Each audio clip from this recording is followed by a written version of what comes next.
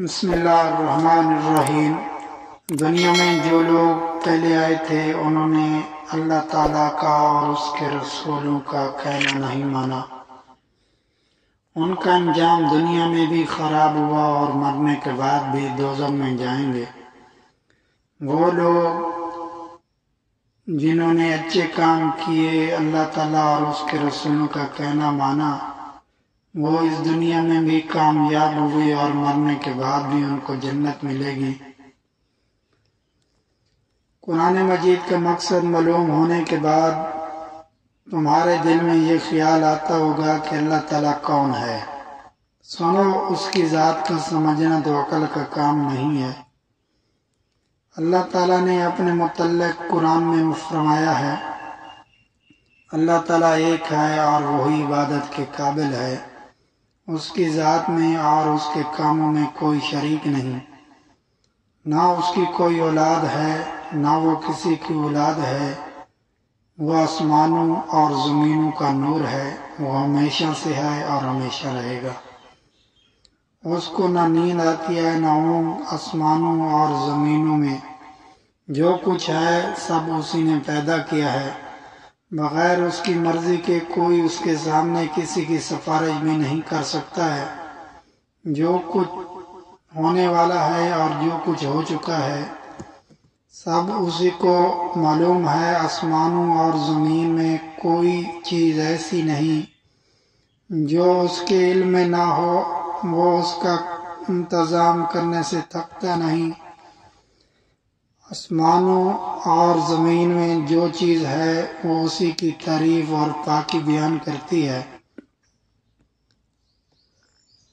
وہی پیدا کرتا ہے، وہی موت دیتا ہے، وہی موت کے بعد قیامت کے دن پھر زندہ کرے گا۔ اللہ سب کچھ کر سکتا ہے، اسی کی مرضی کے بغیر کوئی نہیں کر سکتا۔ جہاں کہیں ہم ہوتے ہیں وہ ہمارے ساتھ ہوتا ہے، وہ ہمارے دلوں کی بات بھی جانتا ہے۔ وہی سب کو رزق دیتا ہے، جس کو چاہے تھوڑا، جسے چاہے بے حساب۔ اس کے اختیار میں ہے، جسے چاہے سلطنت دے، جس کی چاہے سلطنت چھین لے، جسے چاہے عزت دے، جسے چاہے ذلت۔ دین و دنیا کی سب بھلائیاں اسی کے ہاتھ میں ہیں۔ وہی اولاد دیتا ہے، جسے چاہے بیٹے دے اور جسے چاہے بیٹیاں، جسے چاہے دونوں اور جسے چاہے کچھ نہ دے۔ وہ کسی کو بھلائی دینا چاہے تو کوئی اس کو بدل نہیں سکتا، اور جو تکلیف کا مستحق ہوتا ہے اسے بدلنے والا بھی کوئی نہیں۔ اسی نے آسمان، سورج، چاند، تارے، زمین اور ان کے درمیان جو کچھ ہے سب کو ہماری خدمت پر لگا دیا ہے۔ اس نے ہماری اچھی اچھی صورتیں بنا دی۔ اس نے ہم کو اس لیے پیدا کیا کہ اس کی عبادت اور فرما برداری کریں۔ اس نے حضرت محمد صلی اللہ علیہ وسلم کو اپنا آخری نبی بنا کر بھیجا، اور حضرت محمد صلی اللہ علیہ وسلم پر اپنا آخری کلام قرآن مجید نازل فرمایا کہ میں اس کی حفاظت کروں گا۔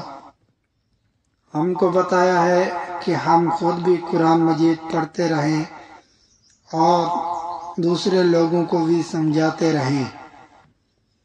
اگر ویڈیو اچھی لگی ہو تو ہمارے چینل کو ضرور سبسکرائب کرنا اور بیل آئیکن کو پریس کرنا تاکہ ہماری ہر آنے والی ویڈیو سب سے پہلے آپ کو مل سکے۔